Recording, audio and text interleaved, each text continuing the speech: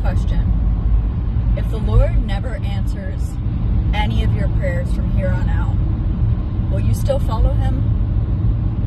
Or is your loyalty to the Lord dependent on what he can do for you? On how many wishes you're granted? Trust me, I understand that this life is hard. Not even just hard, it literally is at the point where it sucks. Like in every way for the most part, except for the love and connections we have with people in this world. If you're fortunate enough to be able to financially survive in this world with how it is currently, then that's awesome. That is a great blessing. But if you're not, and if you're suffering, your health is suffering, if just you're suffering in almost every aspect of the word, are you going to turn away from the Lord, and are you going to turn to the enemy so you can have the things of this world, so you can have the health that maybe the Lord isn't bestowing upon you, the money that maybe you're not getting? Now, I'm not sitting here and saying that the Lord wants you to suffer. I'm not saying that he wants you to be poor or in poor health or anything like that. But what I am saying is we can't pretend to even know or fathom the Lord's plan and why he does or does not do things. And that's why the question remains, are you still going to follow him when you don't understand his ways?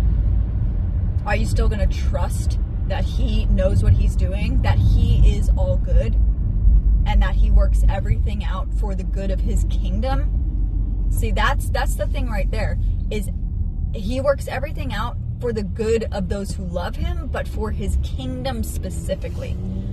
So I can only speak for myself, but if I have to suffer as a part of his plan for the greater good, then I'm not going to be happy about it, but I'm going to understand it, and I'm going to say, your will be done, Father. Do I want to? No. But did Jesus want to? No. But that's the thing, is it's like, we can literally look to our Savior and be like, he straight up had it the worst, and yet he still did his Father's will, and completely understood why. In that moment, he knew what needed to be done. Even though to the world it looked like insanity, it looked like, why would you do this? Why would you need to do this? So that's what I'm trying to say, because it breaks my heart, because I understand. I get it. I see people who are like, well, I'm suffering health-wise, like I'm in pain every day, and like God's just not coming through for me pain-wise, so like maybe I need to turn to witchcraft to like get a quick fix. People who don't have money, they're like, well, like the Lord isn't coming through for me, and I literally can't pay my bills, like I really need to manifest. Like, I get it, y'all. More than I get it. But at the same time, I've sat with it myself, too. I've sat with it myself and been like, if it comes down to it and I'm living on the side of the road, I mean, God bless, I have a car that I could at least live out of if ever need be. But still, like, if it came down to it, would I turn back to darkness to reap the benefits of a worldly life? And not even just survival. And that's where I feel for people, because I know for a majority of humanity, it's not, I just want a Lamborghini, or I just want, the finer things in life. No, for a majority of humanity, it's literally just survival. Everyone is desperate to just be able to survive right now. And that's where I feel for everyone, because I get it. I get it. It's so hard because it's not even a temptation for worldly things. It's just a temptation to find any means to survive in this fallen world.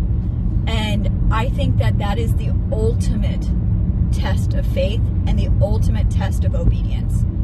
And we just have to remember that God is not doing this. He's not doing this to punish you. He's not doing this in a sadistic type of way to be like, oh, I'm gonna make sure they suffer so I can see if they're really for me.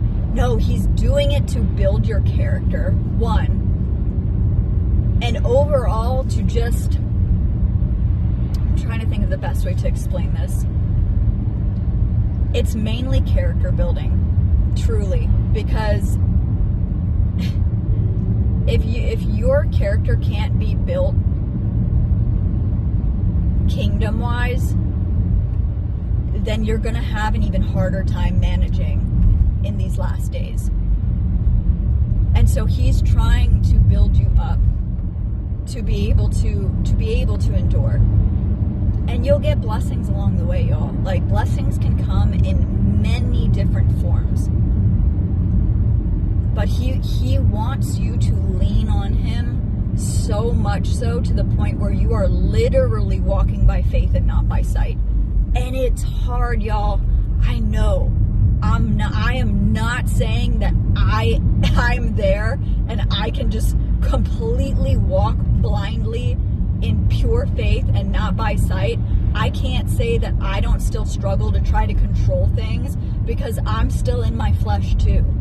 And the thing is we need to notice that, and we need to check that when it happens. And no matter how hard it is, when Peter said, or not Peter, I can't remember who said it, but they were essentially saying to Jesus, this is a hard teaching, who can hear it? And a lot of the disciples turned away because, the walk is hard. The walk is hard, y'all. And I know you know.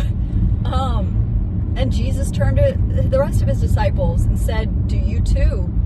Do you want to walk away from me as well? And Peter straight up said, Lord, where will we go? Where will we go? Like, you have the keys. You are the end all be all, the Alpha and the Omega. Like, you are the first and the last. We have nowhere else to go. Like, you're it. And so just remembering that, being like, dude, this life is hard, but in the grand scheme of eternity, this life is nothing. It's truly nothing. It goes by in a vapor. It's a vapor. Like Solomon said, this life is a vapor. It is so short and completely forgettable in the grand scheme of eternity. So just keep your eyes on heaven, guys. Keep your eyes on the kingdom. Keep your mind on the kingdom. And remember the end all be all. And that is eternity in heaven with the Lord.